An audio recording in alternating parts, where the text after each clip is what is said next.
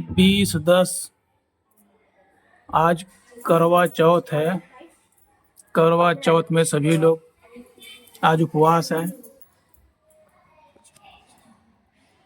गणेश भगवान को जनेऊ पहनाते हुए अनिल कुमार पाठक गोत्र भारद्वाज ऐसे लक्ष्मी पढ़ाने से छोटा सा जय हो गणेश भगवान की।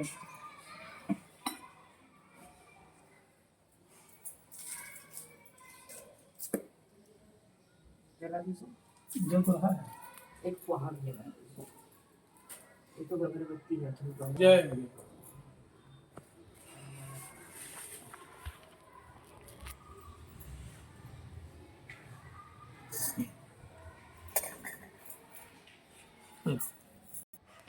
करवा चौथ का कथा ऐसे करें। पोथी पढ़ के बराबर प्रेम भाव से पूजा पाठ में अपना दिल लगाएं। 5 प्रकार के फल, 2 प्रकार के मीठा। को करवा चौथ का व्रत रखा जाता है। सुहागिनें पति की दीर्घ जीवन की कामना हेतु यह व्रत करती हैं। सुहागिनों को इस दिन निर्जला व्रत रखना चाहिए। रात्रि को चंद्रमा निकलने पर उसे अर्घ देकर पति से आशीर्वाद लेकर भोजन ग्रहण करना चाहिए। मिट्टी के एक करवे में गेहूं और ढक्कन में चीनी व सामर्थ्यानुसार पैसे रखें। रोली, चावल, गेहूं आदि से गणपति की पूजा करें। रोली से करवे पर स्वास्तिक बनाएं और 13 बिंदियां रखें। स्वयं भी बिंदी। करवा चौथ कथा सुनने करने से पहले 13 दाना गेहूं का अन्न अपने मुट्ठी में रखें। गणेश भगवान की जय। चौथ माता की जय। शिव परिवार की जय। एक साहूकार के एक पुत्री और 7 पुत्र थे। करवा चौथ के दिन साहूकार की पत्नी, बेटू और बहुओं ने व्रत रखा। रात्रि को साहूकार के पुत्र भोजन करने लगे तो उन्होंने अपनी बहन से भोजन करने के लिए कहा। बहन बोली, भाई अभी चंद्रमा नहीं निकला है।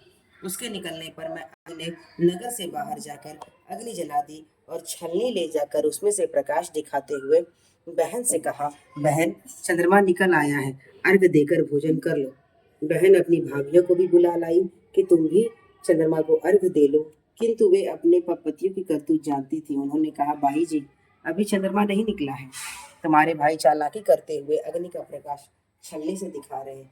किंतु बहन ने भाभियों की बात पर ध्यान नहीं दिया। तो जब अपने दोष का पता लगा तो वह पश्चाताप से भर उठी। गणेश जी से क्षमा प्रार्थना करने के बाद उसने पुनः विधि विधान से चतुर्थी का व्रत करना आरंभ कर दिया। श्रद्धा अनुसार उसका आदर सत्कार करते हुए सबसे आशीर्वाद लेने में ही उसने अपने मन को लगा दिया, संपत्ति से युक्त कर दिया। इस प्रकार जो कोई छल कपट से रहित श्रद्धा भक्ति पूर्वक चतुर्थी का व्रत करेगा वह सब प्रकार से सुखी होते हुए कष्ट कंटकों से मुक्त हो अर्चना किया करती थी।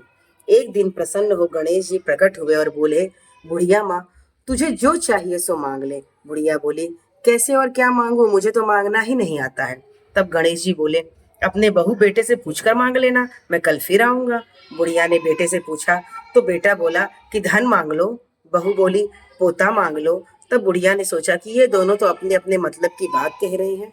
अतः बुढ़िया ने पड़ोसियों से पूछा।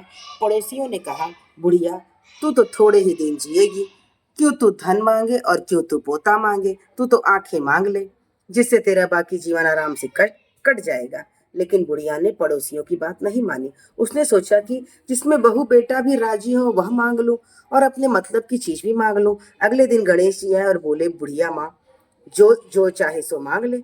बुढ़िया बोली, यदि आप प्रसन्न है तो मुझे 9 करोड़ की माया दे, निरोगी काया दे, आंखों की रोशनी दे, पोता दे, सब परिवार को सुख दे और अंत में मोक्ष दे। गणेश जी बोले, बुढ़िया माँ तूने तो हमें ठग लिया, किंतु तेरा वर तुझे मिलेगा, तथास्तु। इतना कहकर गणेश जी अंतर ध्यान हो गए। बुढ़िया को वर के अनुसार सब कुछ मिल गया। हे सिद्धि विनायक गणेश जी, जैसे तुमने उस बुढ़िया को सब कुछ दिया वैसे हमें भी देने की कृपा करना।